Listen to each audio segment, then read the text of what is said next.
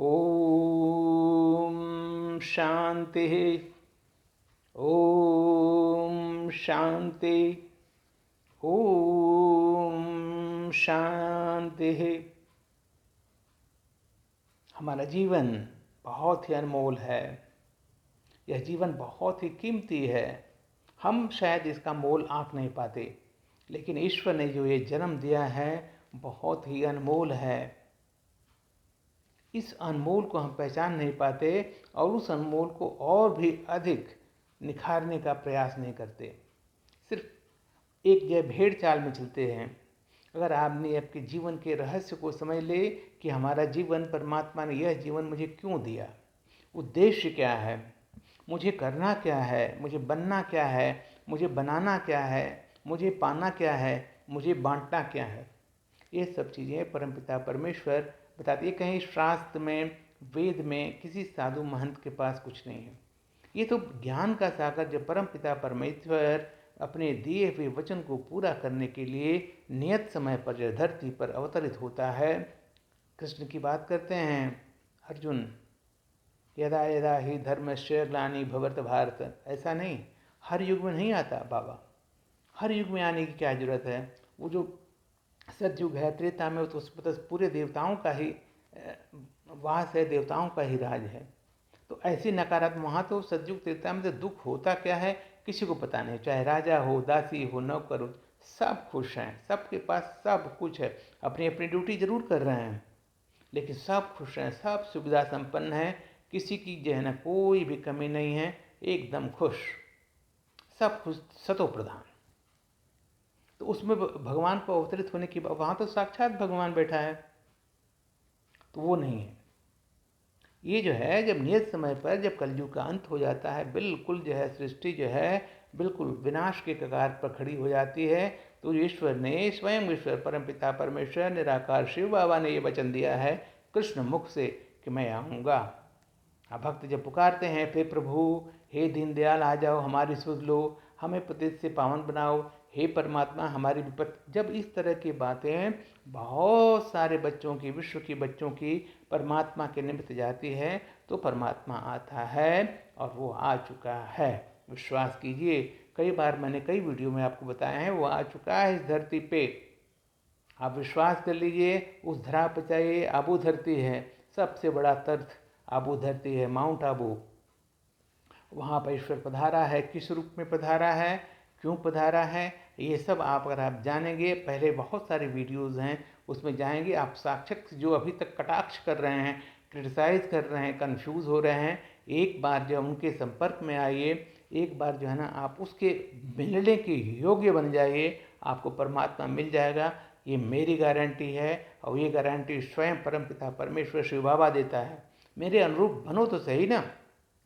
एक भजन है, मुझे याद आता है, कौन कहता है भगवान आते नहीं, कोई मीरा के जैसा बुलाता नहीं। तो भगवान को बुलाने योग्य बन जाइए आप।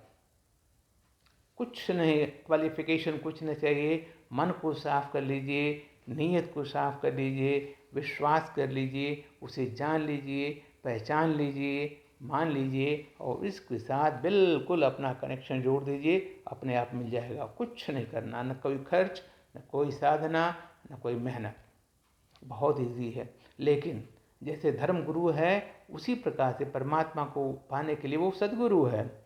उसको पाने के लिए आपको बिल्कुल विश्वसनीय एक कड़ी से जोड़ना पड़ेगा, जिसको बोलते हैं ब्रह्मा कुमारी ईश्वरी विश्वविद्यालय, जिसको आमतौर पे लोग ओम शांति कहते हैं।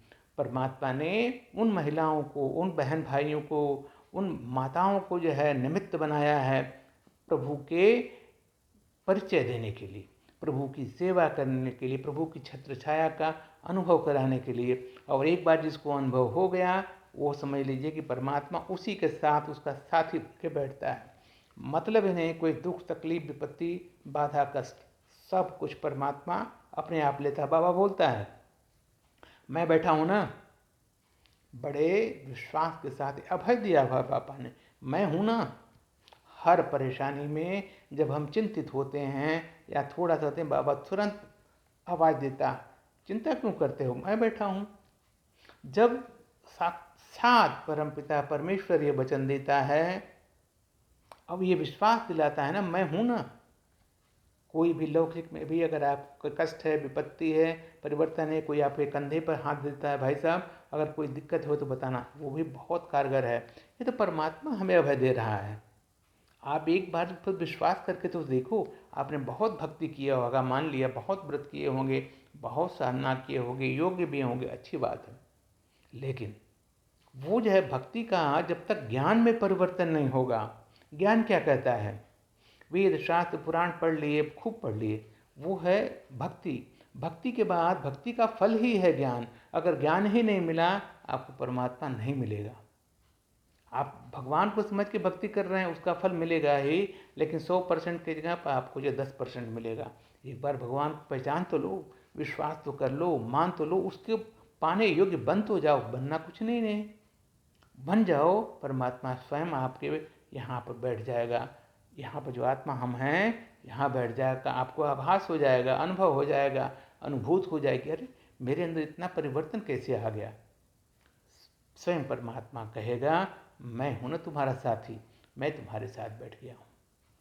भाई साहब, ये सिर्फ एक भाषण नहीं है, एक सत्संग नहीं है, ये 100% भगवानवाद सच्चाई है। जो भटक रहे हैं, भ्रम में हैं या कन्फ्यूजन है, अरे ऐसा भी होता है क्या भगवान मिल जाएगा, आप कर तो लीजिए। आप 21 में जा कर के कर लीजिए। अगर आपको जो है ये अनुभव नहीं होता है, परमात्मा के छत्र छाया का अनुभव नहीं करता है, दिव्यता अलौकिकता का जो विशेष अनुभव नहीं होता है, आप मुझे 50 गालियाँ दे देना, हम तो गाली खाने के लिए जो है तत्पर रहते हैं। अगर गाली खा करके किसी का कल्याण हो जाए, ये तो हमारा कमाई है। ये बाबा ने, ईश्वर ने बार बार बोलता है। कोई आपकी बुराई करे, कोई आपकी गाली दे, फिर भी आप अपने उसकी शुभकामना, शुभ भावना से हमेशा उसको भरपूर रखना है। अब वो जरूर लौट के आएगा। आप भी लौट के आएंगे। जो कंफ्यूज हैं या क्रिटिसाइज कर रहे हैं, आपको भी आना ही है। लिख लीजिए, भगवान बाच अंडरलाइन, आपको ही आना ही है। आज नहीं तो कल, नहीं तो अंत समय, लेकिन अंत समय आएंगे तो पछताएंगे।